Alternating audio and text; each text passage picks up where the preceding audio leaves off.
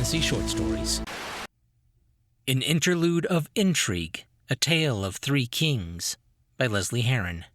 Chapter 4, Adagio. Help never came. The days turned into weeks, and while my brothers brokered peace, Zalfir and I were left to face the reality of their inaction. Ebrian soldiers have ever been renowned for their prowess, wisdom, and skills, a benefit of Fey longevity. But we had not arrived with the intent of war. It was only supposed to be a bluff, a ruse of theatrical display to remind Aethia of why it was in their best interest to maintain peace. Instead, they were bolstered in numbers by the Brotherhood and laid siege to our outpost. We were too few in number to hold them off for long. Letter after letter was sent, requesting aid, but to no avail. In the end, Varen was successful, if you could call it that. The Brotherhood abandoned Aethia, leaving them alone to fight to their bloody end. My father felt that this was the turning point in the battle, and, emboldened by his pride, sent out what was left of our troops. His sacrifice was what allowed me to return home. It was a somber reunion, as I marched through the grey streets of Ebonvain, my father's body carried aloft beneath a blood-stained sheet. It was no triumphant victory, and there was no celebration to welcome our return. But I can still remember staring up at the castle peaks of Bastion Hall, that a quiet rage had begun to infect me. The situation is untenable. Those that have not been driven from their homes are being forced to convert. It's only a matter of time before... Those that convert do so only because they see the truth that the scholar offers. Elias rubbed at his temples, listening to the portly representative of Stillharbour argue with the Brotherhood. The Archbishop had graced them with his presence, dressed in velvet robes of black and draped in gaudy finery. He brandished his golden crozier, threatening the other man with a vigorous wave. Elias let out a long sigh. His father could never truly capture the mind-numbing tedium of political strife. He sat alone at the head of the chamber, the other chairs beside him empty. His mother had become distant since the king's passing, sequestering herself to her room most days, and his brother was too young and too untrustworthy to join his side. And even though Elias had trained his whole life for it, he found the crown was heavier than he had anticipated. The court members and dignitaries shouted with one another to be heard over the din of slamming fists on the faded wooden table. Understandably, people were unhappy with the current situation. Varen had secured peace by gifting the Brotherhood the port city of Stillharbour, the lifeblood of trade and export for all of Ebra. Aside from its economic and strategic value, Elias suspected they desired access to the multiple portals within the city. They were doorways to an endless supply of technomantic relics and uncharted worlds. Elias's head began to throb as the hum of conversation grew. No amount of arguing would convince these fanatics to give back what his brother had so foolishly given away. He tucked his hand into his cloak, pulling out the small silver pocket clock to inspect the time. Are we boring you, Your Majesty? Pulling his attention away from the ticking hands, Elias looked up to see the figure in black staring at him with pursed lips and a raised brow. He let out a long sigh and returned the silver clock to its pocket. Of course not, Archbishop. You know exactly how much I respect your time. The aged man bristled and he moved closer to the table, brandishing his crozier once more. Still Harbor is no longer part of Ebra. I came here as a courtesy only. By rights, we can execute heretics in the streets, should we so choose." He thrust his chin up, letting out a snort of indignation as he did. "Was I wrong in assuming you would wish to derive a more peaceful solution?" There would be no workaround for the throbbing pain in Elias's head, even as the buzzing of chatter grew as the council exchanged worried looks in his direction. He climbed to his feet and moved to the table, looking down at the faded map pinned to its surface. "As you know, my father worked hard to keep the peace at our borders, to protect our countrymen." He looked at the assorted fey creatures that made up his council. "From the wrath of your greed." His eyes shifted to the Archbishop. He leaned over and pulled several figures from the table drawers. Each one was carved into a simple castle tower, marked with the flag for the nation they represented in a distinguishing color. He placed them along the borders of his kingdom. Treaties were signed and written, and a tenuous pact was put in motion. Fuscar. He waved a hand down at the pale blue figure occupying a broad expanse of the land to the west. "While they are our ally, the new king has yet to come to our aid. Likely because you whisper in their ear, but we are tied by blood. They may use this feigned dissent to demand more to stay loyal, but with the right incentives, a reliable force at our back, I'm sure." "Uharia." Elias pointed to the yellow figure to the south of Fuscar. "Is next in line for the throne. Now that I am king, I expect they will want to become more proactive to secure that right." He heaved a heavy sigh, something tugging at him from within as he nudged the ivory figure to the northern end of the map. "Aethia, ever the thorn in our side, has recently been reminded by the Brotherhood's betrayal that they cannot stand against Ebra alone." He paused, flourishing a simple black pawn, and pushed it to his kingdom's borders with the open ocean. "And you, Archbishop, a dot, far from home and cut off on all sides." The holy man narrowed his eyes. "Is that a threat?" "Absolutely." Elias flicked the wooden effigy, knocking it to the ground. "Something to remember when you start executing my countrymen in the streets." With an arrogant huff, the Archbishop shook his crozier at each member of the council.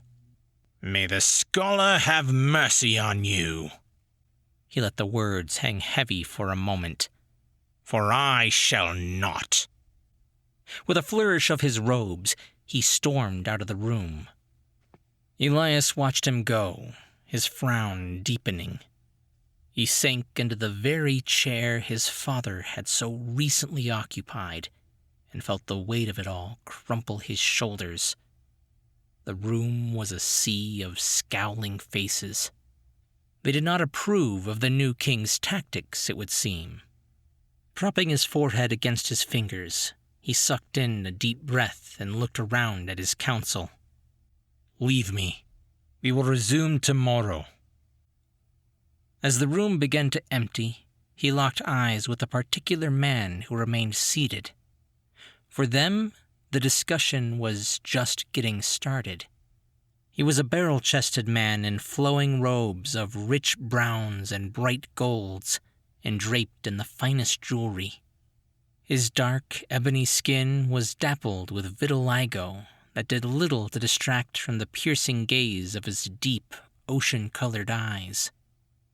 When the last member exited and the door clicked shut, Elias stood. "King Lodhir." He bowed deeply. "Thank you for accepting my invitation. My father held you in the highest esteem." The Silky King stood, returning the gesture. "I was saddened to hear of his passing. You have my deepest sympathies." I beg your forgiveness for requesting a meeting on such short notice, but I hope now you can see why I contacted you." Lodhir waved off the young elf with a flick of his fingers. "You have no need to apologize. This trip was unplanned, but necessary." His gaze moved to the faded war map on the table, with its color-coded borders and matching figures. "As king of the Selkies, I know all too well the wrath of the Brotherhood. I was not much older than you when they first arrived in my lands. It is always the young who must shoulder the heaviest burdens." He plucked up the tiny black pawn, moving it back to the dot labeled Still Harbor. "Perhaps together we can keep your people from meeting the same fate as mine."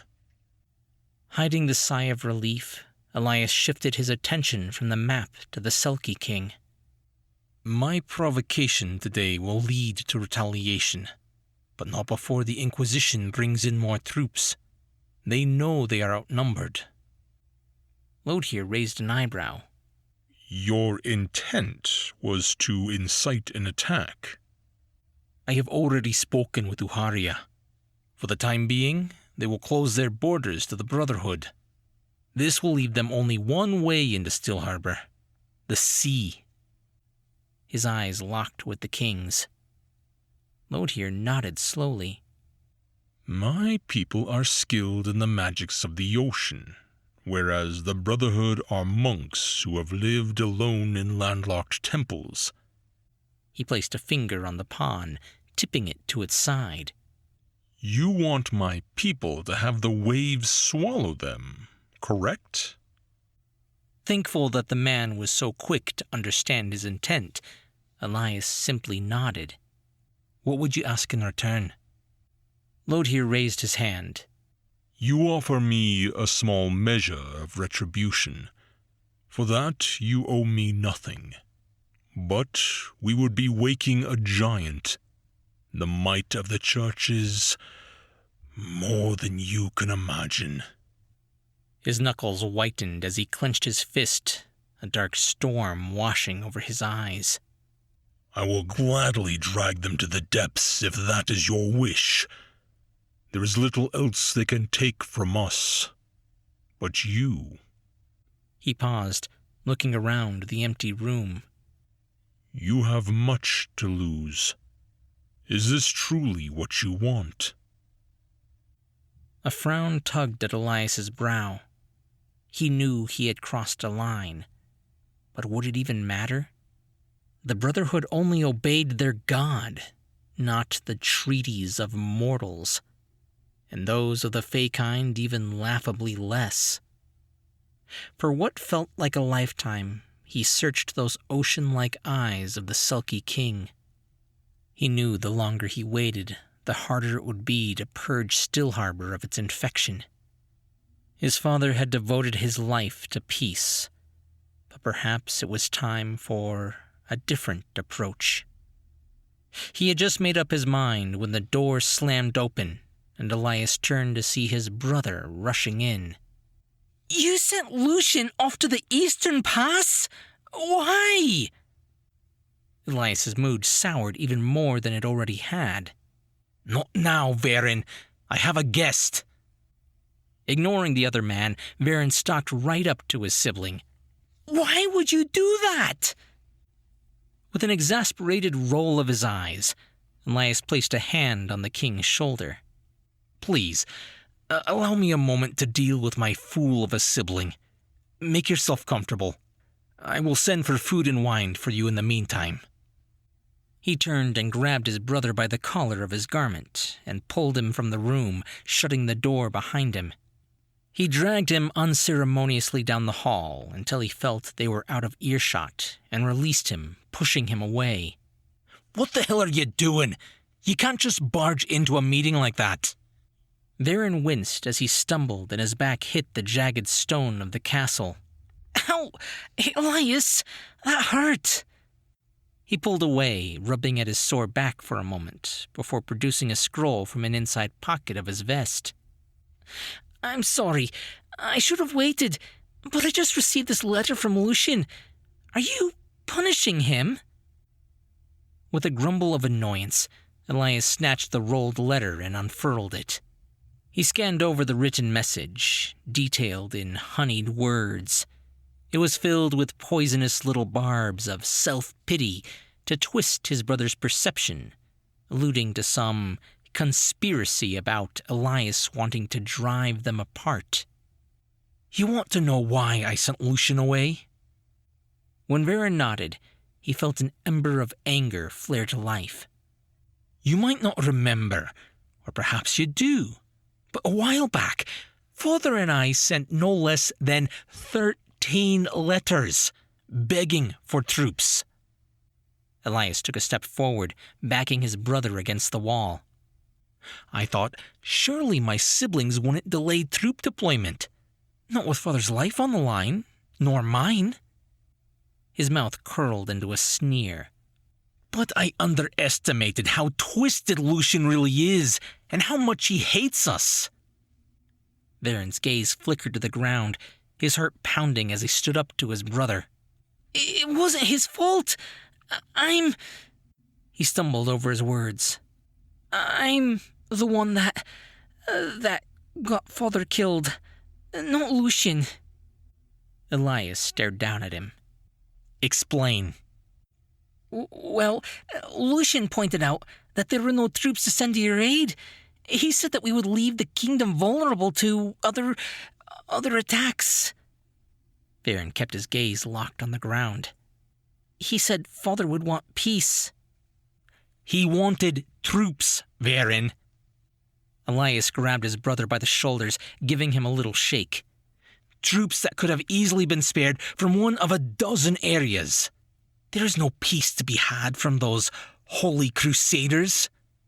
He said the Brotherhood could be allies. The dignitary said in exchange for the battle with Athia, they wanted Still Harbor. They promised no one would get hurt. Exhaustion washed over him, the throbbing pain returning, and Elias relinquished his brother, taking a step back. His sinking suspicions had been proven true. You're smarter than this, Herron. Surely you could tell they lied to you. Lucian probably bribed the Brotherhood to invade through Athia. With Father and me dead, you would be the only one left in his way. We simply survived longer than he anticipated. His fingers tightened around the note in his hand until it began to crumple in his grip. Elias balled the letter and threw it at his brother's feet. I sent Lucian off to the Eastern Pass to get him out of the castle, because I knew what he was doing to you, what he's always been doing to you. He sighed, turning away. But it would appear I was too late. I was fighting the Brotherhood to keep our kingdom safe, and here you were, opening the damned door for them. No, that's not what happened. Herron stooped, plucking up the note in confusion. Lucian wouldn't lie to me. He's always been kind, and he's been helping me. He's been teaching me to fight and assisting me with my royal duties. He looked down, his voice shrinking away. I was just trying to make Father proud. Elias turned, facing his sibling once more. And instead, your actions got him killed. He shook his head in disgust. He hated how trusting his little brother was. He turned back towards the war room. I would have sent you away too, if it wouldn't have broken Mother's heart. Suffocating under the crushing weight of his brother's words, Herron collapsed against the wall. He felt a tremble in his lips and tears in his eyes as he watched Elias stalk angrily away. This wasn't the brother he remembered. Maybe Lucian was right.